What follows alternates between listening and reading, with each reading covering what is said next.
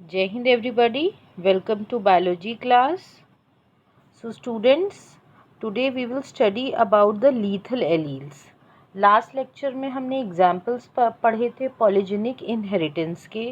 Now ये बिल्कुल नया टॉपिक है लीथल एलील्स. लीथल माने होता है the one which cause death. Lethal उसको हम लीथल बोलते हैं. So the alleles which lead to the death of an organism, हम ये कह सकते हैं. जो एलील जो है डेथ किसी की कॉज कर दे, ऐसे एलील्स को या ऐसे जीन्स को हम बोलेंगे लीथल जीन्स या lethal allele. Okay, so definition क्या होगी? Genes which result in viability reduction of individual और become a cause for death of individual carrying them. So the genes जो कि रिजल्ट करते हैं इन वायबिलिटी रिडक्शन, मीन्स जो भी लाइव है जो भी ऑस्प्रिंग्स मिल रहे हैं उनके नंबर में रिडक्शन जो कॉज करें. मीन्स रिडक्शन जब भी कॉज होगा जब कोई मर जाएगा. ओके, ऑफ इंडिविजुअल एंड और विच become the cause for death of individual carrying them.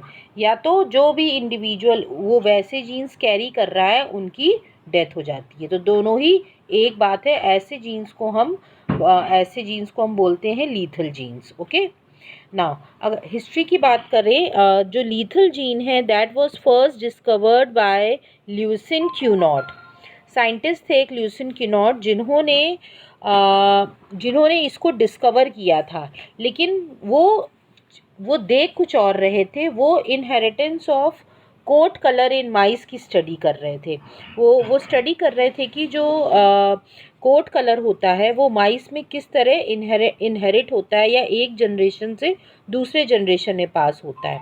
लेकिन जब वो ये चीज़ देख रहे थे तो वो जो एक्सपेक्ट कर रहे थे, जो फिनोटिपिक रेशियो एक्सपेक्ट कर रहे थे दैट वाज 3:1.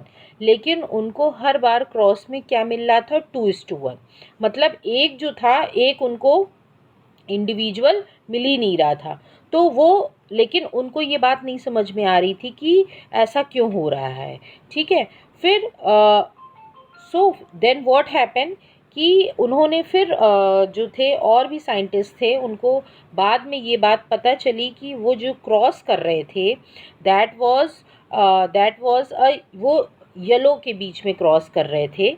ठीक है, वो जो सेल्फ क्रॉसिंग कर रहे थे that was between the yellow fur, जिसकी वजह से उनको जो एंड में जब क्रॉस में जो उनको पनिट स्क्वायर में जो रिजल्ट मिल रहा था उसमें जो होमोजाइगस वैरायटी थी, होमोजाइगस रेसेसिव हम कह सकते हैं, तो वो जो था उसकी डेथ हो जा रही थी फर्टिलाइजेशन के बाद ही.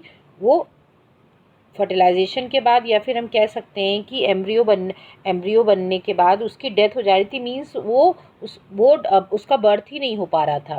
तभी इनको रेशियो जो था वो 2:1 मिल रहा था. मीन्स एक इंडिविजुअल मिल ही नहीं रहा था, वो लाइव ही नहीं था. Okay, so a gene whose phenotypic effect is sufficiently drastic to kill the bearer is called lethal gene, that we have already discussed.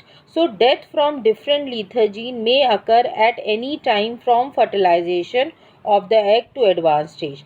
तो ये जो क्यों ये रेशियो मिल रहा था 2:1? क्योंकि उस लीथल जीन की वजह से जो थी एक इंडिविजुअल की डेथ हो जा रही थी. फर्टिलाइजेशन हो जा रहा था, उसके बाद जो थी एम्ब्रियो तक या उसके बाद की स्टेज में किसी भी स्टेज में डेथ हो जा रही थी.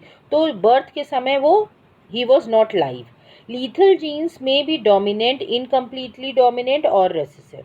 तो ये लीथल जीन्स जो हैं वो किसी भी तरह के हो सकते हैं. डोमिनेंट भी हो सकते हैं, इनकम्प्लीटली भी डोमिनेंट हो सकते हैं और रेसेसिव भी हो सकते हैं. लेकिन मेन चीज़ ये है कि ये जब ही लिथैलिटी कॉज करेंगे जब ये होमोजाइगस फॉर्म में प्रेजेंट होंगे. Okay, now this is the cross which was performed by leucine क्यूनॉट. इन्होंने F1 जनरेशन थी वो हाइब्रिड में क्रॉस कर रहे थे और ये इनको नहीं पता था ये जो हाइब्रिड था दैट वाज येलो फर. जब वो येलो फर और दोनों ही सेल्फ पॉलिनेशन कर रहे थे तो इनको जो रिजल्ट्स मिले तो जो येलो था दैट वाज कैपिटल वाई. जो येलो था वो जो था उसकी डेथ हो जा रही थी. ओके, और दो इनको मिल रहे थे हाइब्रिड फॉर्म, और एक इनको अगॉटी मिल रहा था, agouti that was a brown colour fur type का हम कह सकते हैं रैट, वो मिला था। तो उससे इन्होंने बोला कि it was due to the recessive lethal gene. Okay, यहाँ पे हम इसको समझ सकते हैं कि जो लीथल जीन्स होते हैं वो दो तरह के होते हैं, एक होता है डोमिनेंट लीथल जीन, एक रेसेसिव। और जो कोट कलर जो माइस का था that was the example of recessive lethal gene.